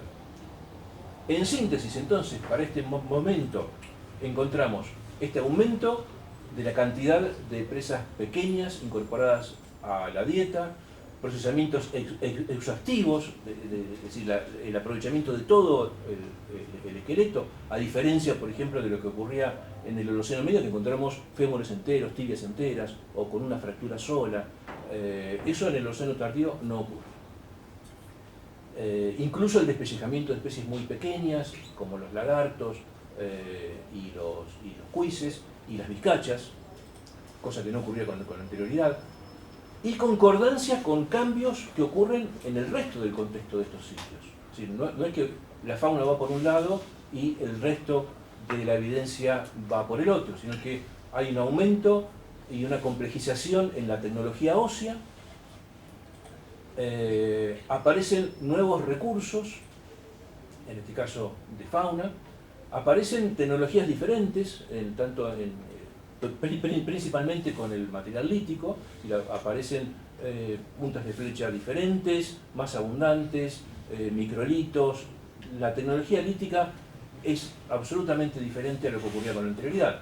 Ustedes en algún momento van a ver una caja con materiales líticos del Holoceno tardío final y otra caja con materiales líticos de cualquier otro momento de esta zona durante el Holoceno, y la van a poder reconocer inmediatamente porque se nota que es diferente. Ahora, ¿qué significa eso? Bueno, hay que verlo en el contexto, que es de alguna forma lo que estamos haciendo ahora, ¿no? Aparece la cerámica, sí, por primera vez en el registro hay restos de cerámica.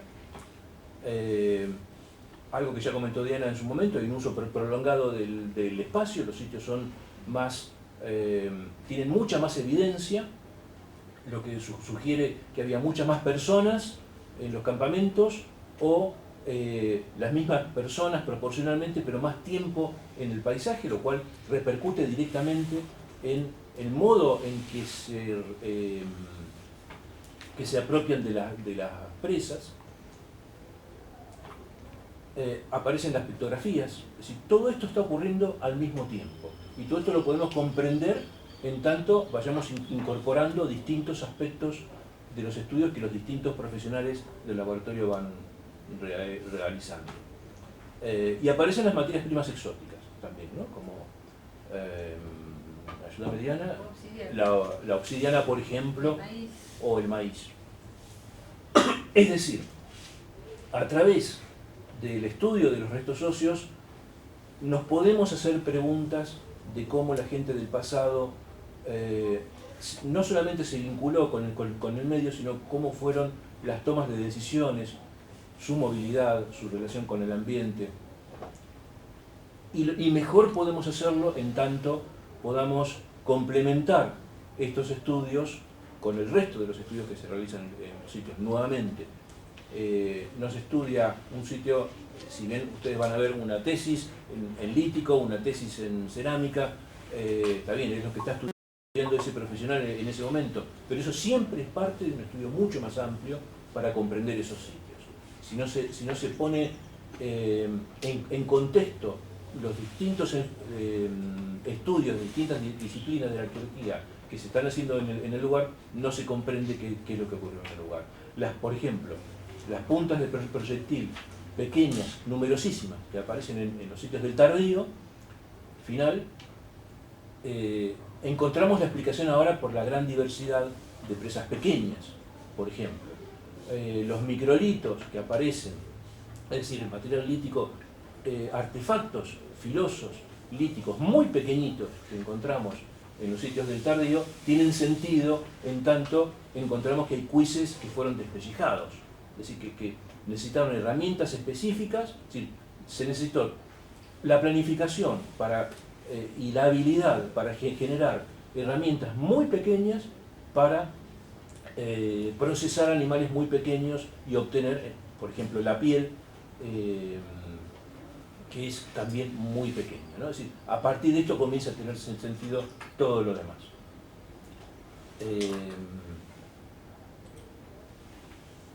Esto lo podemos plantear en este momento, lo mismo que muchas otras cosas más, que hemos estudiado a partir de la fauna, por la continuidad que hemos podido hacer desde la década del 80 hasta la actualidad en toda esta región, ¿no? Donde al principio eran un montón de incógnitas porque no sabíamos ni cuántos sitios había, ni dónde estaban, ni la cronología, ni nada. Y a partir de incorporar información, datos, transformarlo en conocimiento, que generan nuevas preguntas, tenemos el estado en que nos encontramos ahora de esta cascada continua que genera nueva información, que genera nuevo conocimiento y surgen nuevas preguntas.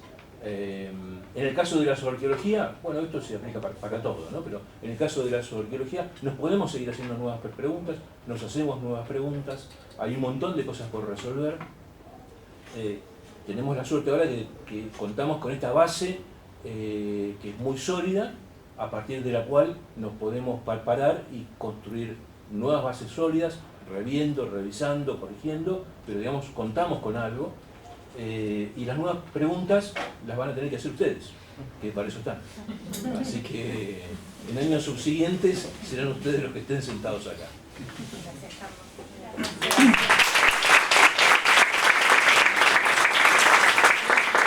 Empezaron a hacer y continúan haciendo los estudios de carbono 14. ¿Dónde se hace?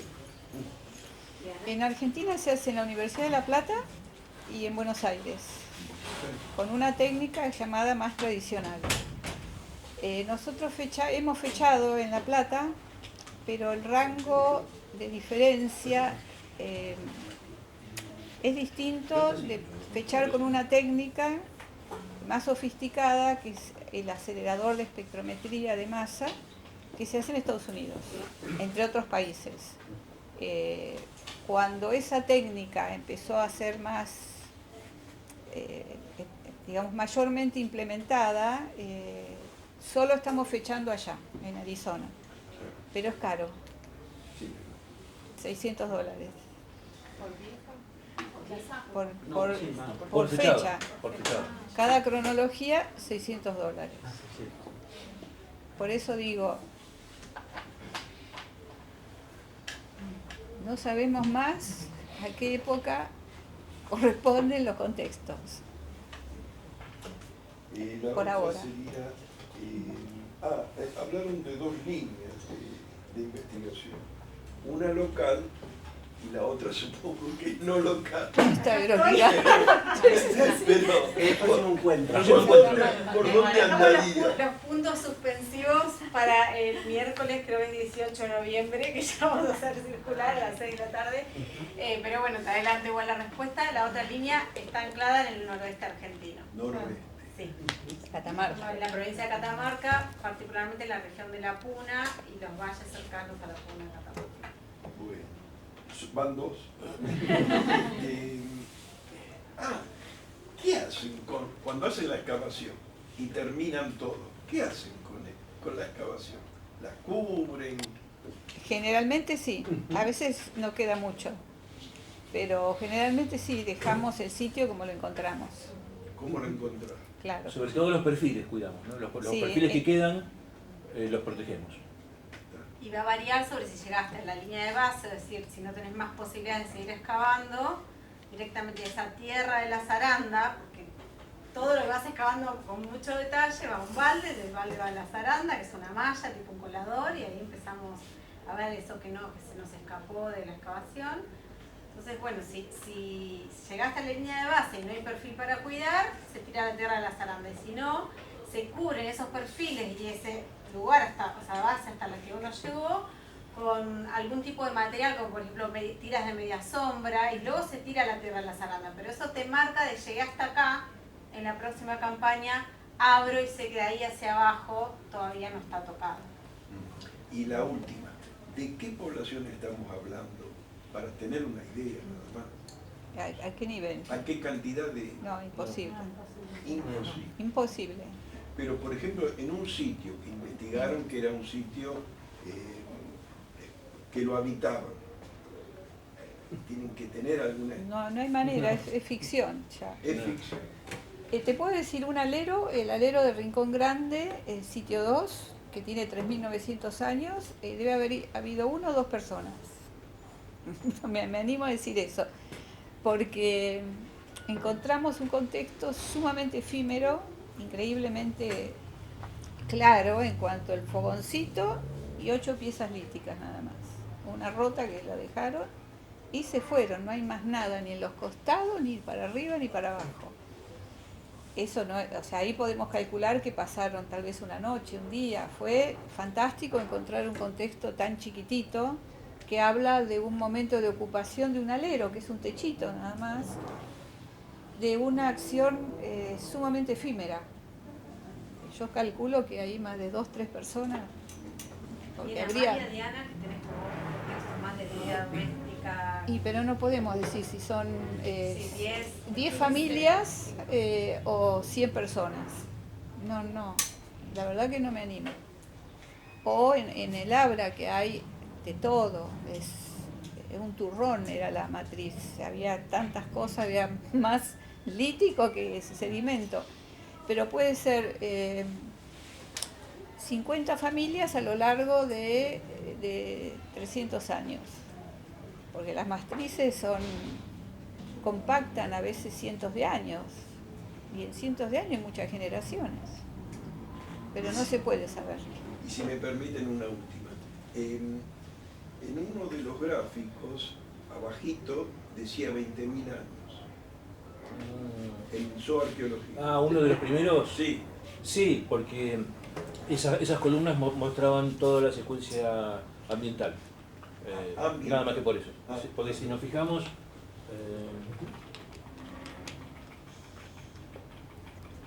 Hace mucho. sí. Pero acá. Es, Si claro, nos fijamos en estos, en la izquierda. Por ejemplo acá, Dice, fíjense Puente que acá Terrestre. dice el inicio del poblamiento, ¿no? Acá. Por Bering. Y acá está, esto está puesto en años radiocarbónicos, no en años absolutos, ¿no? Lo que pasa es que este gráfico tenía otro sentido, no lo hice para este encuentro, donde contábamos un poco ambientalmente qué pasaba un poco antes. Que en los 20.000 es el máximo glaciar, es decir, a partir de ahí se empieza a calentar el planeta. Marinés tenía. Sí, Diana, vos hablabas de Cueva Tixi un poco como lo fundacional, ¿no? Como el inicio de todo tu trabajo. Sí. ¿Cómo se descubren los sitios? Porque vos decís permanentemente, todos dicen encontramos.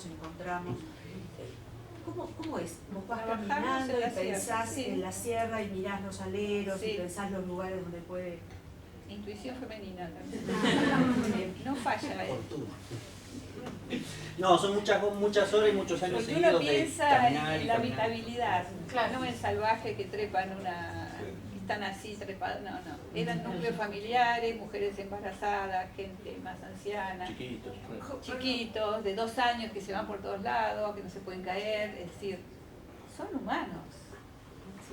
Entonces hay que pensar en ámbitos totalmente lógicos para la habitación humana y ahí los encontrás. Y es hacer mucha prospección y mucho preguntarle a los lugares, no hacer sondeos. Y no te da un lugar que es hermoso, que te dice, esto tiene que estar recontra habitado y no está habitado, entonces sondeas en otro y así. Fueron muchos años de probar. Sí, hay campañas que no encontrás nada, pero bueno, se vuelve. Cueva Burucuyá nos llevó 2 campañas, 5 sondeos y no daba, porque hay poco material, pero fue un sitio fantástico en la cronología. Después dimos con los fogones, pudimos determinar la leña que utilizaron los fogones, cuando me olvidé decir los estudios de antracología, que es el carbono, que más o menos son pedacitos más grandes, que no hay mucho, nos permiten que una paleobotánica haga cortes delgados y con microscopio determina el tejido vegetal de ese carbón y se sabe el género y la especie.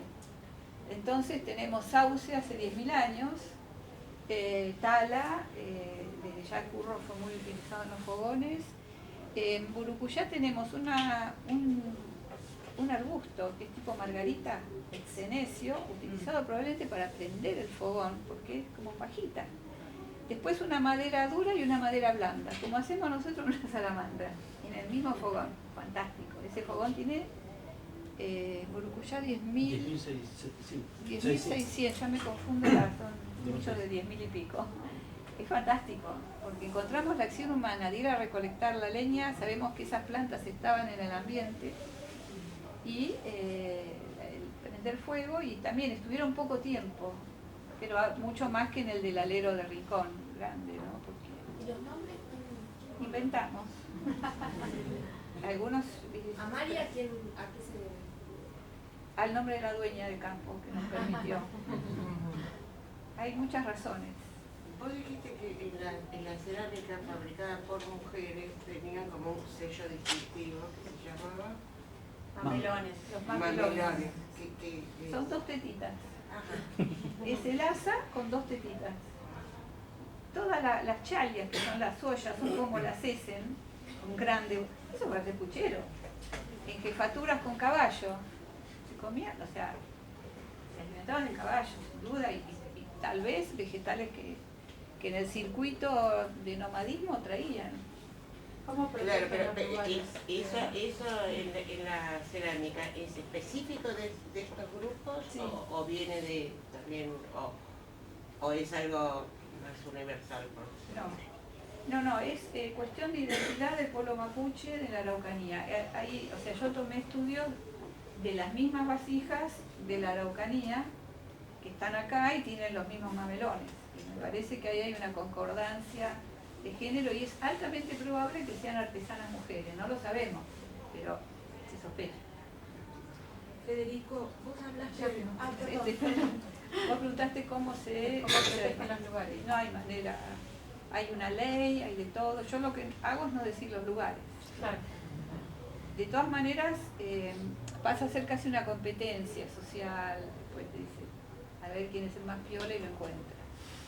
Eso ocurre, como también ocurrió alguien, creo que de internamente de la propia estancia donde está Cueva Tixi, que 10 días antes que nosotros llegáramos para hacer otra campaña, destruyó el sitio, destruyó lo que habíamos dejado de la matriz sedimentaria para futuros estudios. Fue muy traumático para mí, porque el perfil estaba realmente un perfil único, que tardó 12.000 años en formarse en términos naturales, y bueno, una persona minusválida mentalmente, porque creo que le pasa eso, la dio vuelta con una pata, buscando un tesoro. Calculo que eso, no sé, encontraría una cadena de oro, unas perlas, vaya a saber. Terrenos privados, Sí. son terrenos privados. Sí. ¿Vos qué? Quería preguntarle, Federico, que hablaste al final sobre esos filamentos, pigmentos rojos que se encontraban en determinadas piedras, y eso puede ser que se haya usado para el arte rupestre. Sí, y en esta zona hay arte rupestre, en estas cuevas, en estos sitios. En algunas sí.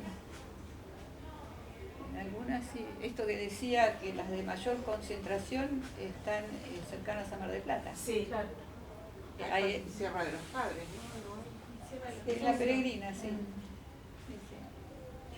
Sí, y se utilizó este pigmento mineral rojo, esta hematita. Que viene la mayoría. generalmente de Barque o de San Manuel, es donde están las mejores canteras de pigmento, de matita. Y es maravilloso, algún día vayan sí a Hemos recorrer encontrado la incluso sierra. los Es crayones divino, usados. agarrar un camino de tierra y meterse y explorar. Una vez dieron charlas a la gente que hace trekking o que hace recorridos por ahí para que no altere lugares.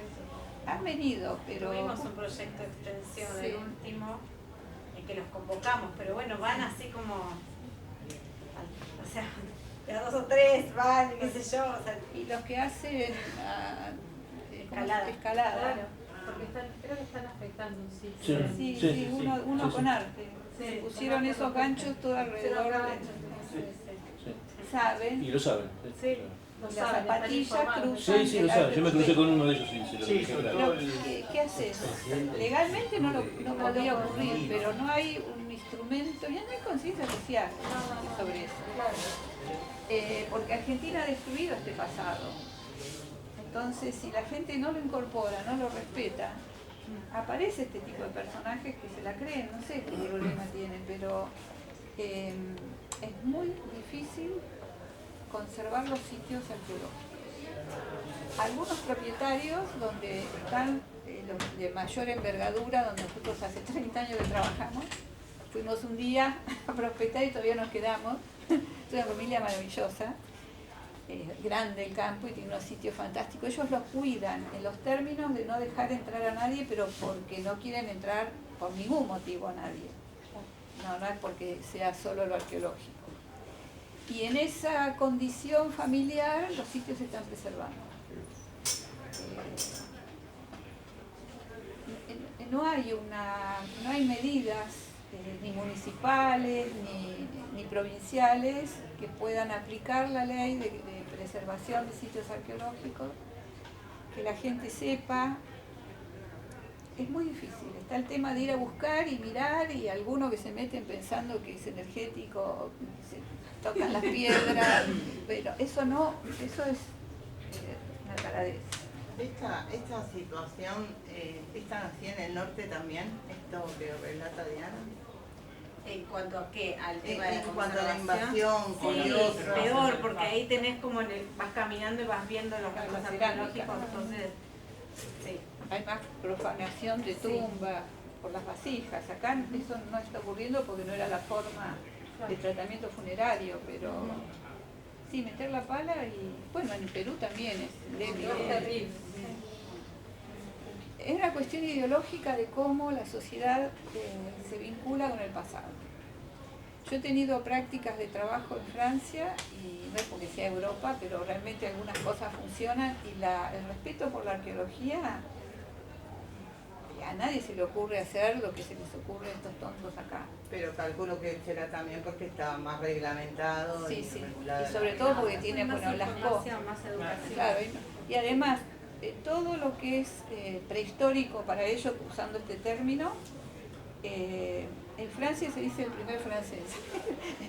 Larga el nacionalismo por ahí, pero está divino, porque realmente sirve, por lo menos sirve para preservar los lugares. Es otro planeta, porque además la arqueología tiene más de 100 años de desarrollo. Acá estamos, es muy reciente, diría que fuera de los antecedentes de los años 50 y alguno esporádico en los 60, la cosa más fuerte empezó en los 80 en Argentina, hace poco. Está ordenado, que hay carreras, o sea, existían antes, pero eran muy pocos los profesionales en Argentina. Entonces esto no estaba dentro de la administración pública. Ahora sí, ahora hay decenas de profesionales. Falta acomodar a algunos jugadores en cuanto a la conservación y respeto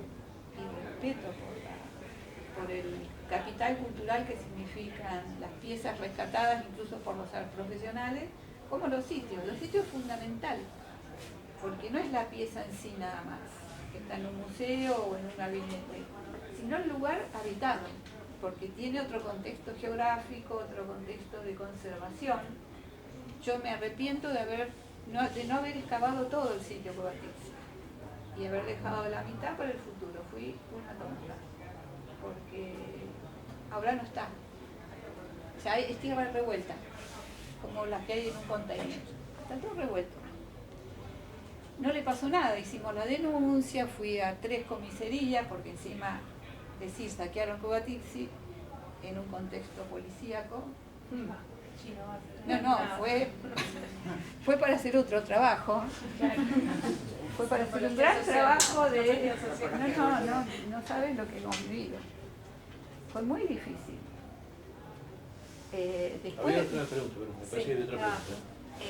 ¿Vos tenías una pregunta? No, en realidad mientras hablaba pensaba, ¿no?, que en general lo que son las investigaciones, o sea, todo lo que es relacionado a las ciencias sociales, como que está al hábito en Argentina a partir de eso generar legislaciones con la información que nos dan las ciencias sociales. Por ahí a lo mejor la legislación está y no es tan mala. El problema son los órganos de aplicación. Es más, en Provincia de Buenos Aires hay un organismo exclusivamente para esto. El tema es que no funciona como debería, o como uno esperaría. Entonces, en general, estás desamparado frente a cualquier circunstancia que sea problemática. Pero el marco legal está, sí. Quería preguntar, Carlos, cuando hablabas de ese cambio como de la megafauna como a las presas más pequeñas, ¿eso tiene que ver quizás con un aumento de la población o que haya comenzado? Está buena la pregunta que haces porque es lo que nos planteamos nosotros. Creemos que o había más gente o era la misma cantidad de gente más o menos, pero más tiempo en el lugar. Eso un caso o el otro lo que genera es un agotamiento más fuerte de los recursos. Por eso se incorporaban nuevas especies que antes no se consumían, es decir, este tema de la intensificación y de la diversificación, y todo lo que se incorpora, las grandes y las pequeñas, eran aprovechadas al máximo. Estaba todo roto, todo procesado, los huesos que quedaban que no se consumían se usaban para la tecnología, se usaba el cuero hasta de los juices, de los lagartos. Ten en cuenta que durante la mayor parte de la secuencia, que fue gran parte del Holoceno medio y del Holoceno, digamos, inferior tardío, y todo el Holoceno medio y gran parte del tardío, consumieron principalmente guanacos y venados, ¿no?, que eran los ungulados más grandes en el paisaje y que es lo que con menor esfuerzo te retribuye más recursos. Si vos pasás un guanaco y tenés para varios días, digamos, ¿no?, hablado burdamente. El problema de los grandes ungulados es que son animales que tienen un tipo de estrategia reproductiva que generan una aparición al año y pocas crías por aparición. Si haces una sobreexplotación de eso, tenés un problema con los recursos. Que tal vez es con lo que se encontró esta gente, que continuó capturando ungulados, guanacos y venados seguían dentro de la dieta, pero debieron incorporar otras cosas. Entonces cazaban más vizcachas, cazaban más nutrias, es decir, coipos, cazaban más armadillos, recolectaban más huevos de ñandú, todo lo que venían consumiendo antes, más vizcachas, pero además incorporaron 2 especies de cuises, las aves, los peces, y todo con un procesamiento muy fuerte, ¿no? ¿Eso a qué responde? ¿Más gente o más presencia de gente en el paisaje? Todavía no lo podemos resolver, pero viene por ahí. Bueno, ustedes darán la respuesta. Bueno, les agradecemos un montón, nos están escuchando.